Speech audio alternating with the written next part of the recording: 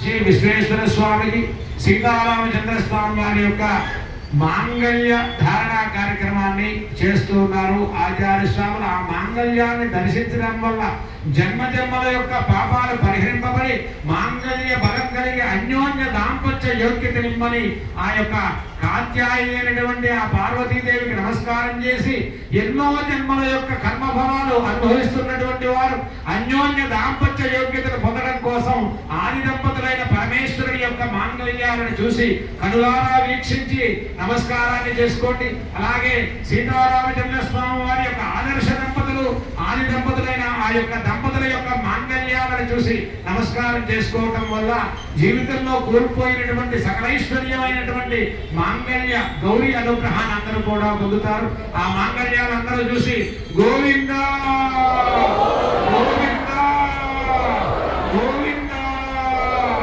ఏడుకొండలవాడ వెంకటరమణ గోవింద వాడ అనాథ రక్షక గోవింద భయమేడ గోడుమేళ మాంగళ్యం దంతుగానే నా లోక రక్షక హేతుదా.